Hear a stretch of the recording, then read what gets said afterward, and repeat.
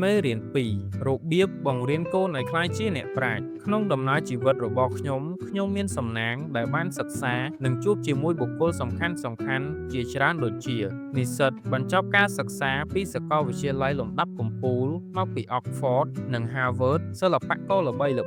និងអ្នកជំនាញល្បីៗក្នុងវិស័យផ្សេងៗបុគ្គលពិសេសទាំងនេះបានចែករំលែកលក្ខណៈពិសេសរួមមួយគឺពួកគេទទួលបានភាពជោគជ័យលើការសិក្សានិងអាជីពវិជ្ជាជីវៈដ៏អស្ចារ្យដោយគ្មានសម្ពាធពីឪពុកម្ដាយផ្ទុយទៅវិញពួកគេសម្រេចបានសមិទ្ធផលដ៏អស្ចារ្យដោយសារតែមហិច្ឆតាដែលកើតឡើងដោយសារសេចក្តីស្រឡាញ់ស៊ីជម្រៅការចង់ចេះចង់ដឹងនិងគោលបំណងដ៏ជ្រាលជ្រៅដើម្បីដោះស្រាយបញ្ហារបស់ពិភពលោកដែលមានអត្ថន័យចំពោះពួកគេក្នុងនាមជាឪពុកម្ដាយការប្រាថ្នាចង់បានអ្វីដែលល្អបំផុតសម្រាប់កូនរបស់យើងជារឿងធម្មតាជាញឹកញយយើងគិតថារៀនបានពិន្ទុខ្ពស់ដាច់គេ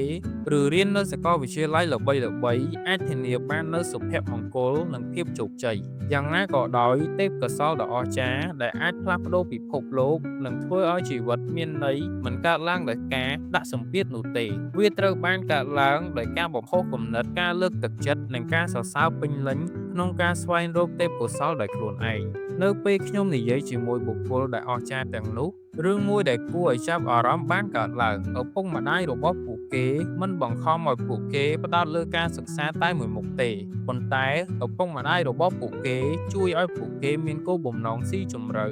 និងមានន័យមានភាពច្នៃប្រឌិតនិងមានភាពស៊ាំពួកគេត្រូវបានលើកទឹកចិត្តឲ្យសួរសំណួរស្វែងយល់ពីចំណង់ចំណូលចិត្តរបស់ពួកគេដោយសេរីនិងចាត់ទុកការបរាជ័យជាឱកាសដ៏មានតម្លៃដើម្បីរៀននិងឱកាសក្នុងការរីកចម្រើនដើម្បីចិញ្ចឹមអប់រំកូនដែលប្រកបដោយទេពកោសល្យសូមឪពុកម្ដាយឬអាណាព្យាបាលផ្លាស់ប្ដូរផ្នត់គំនិតពីការផ្ដោតទៅលើតែរឿងជោគជ័យលើពិន្ទុខ្ពស់និងរឿងលុយកាក់ដោយផ្ដោតទៅលើសុភមង្គលពិតប្រាកដការលើកទឹកចិត្តពិតៗដែលចេញពីខាងក្នុងនិងគោលបំណងនៃជីវិតដ៏ជ្រាលជ្រៅអនុញ្ញាតឲ្យកូនរបស់អ្នកមានពេលដើម្បីស្វែងរកអ្វីដែលគេស្រឡាញ់ចូលចិត្តលើកទឹកចិត្តពួកគេឲ្យគិតនិងមើលឃើញពីភាពស៊ីជម្រៅលើសពីការរៀនពូកែនិងការគិតថាការអប់រំរបស់ពួកគេគ្រាន់តែជាឧបករណ៍មួយដើម្បីធ្វើឲ្យពិភពលោកក្លាយជាទីកន្លែងប្រសើរជាងមុនលើកទឹកចិត្តពួកគេឲ្យគិតនិងមើលឃើញពីភាពស៊ីជម្រៅលើសពីការរៀនពូកែ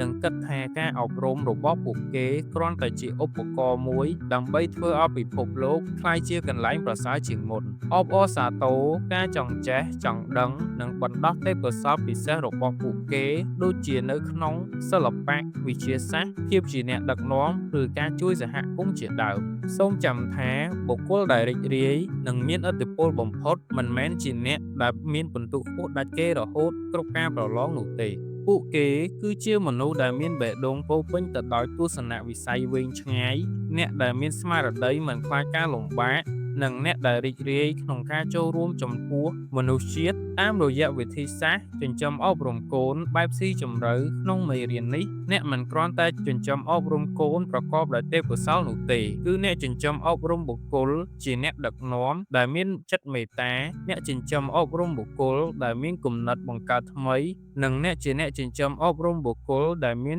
សុភមង្គលពិតប្រាកដ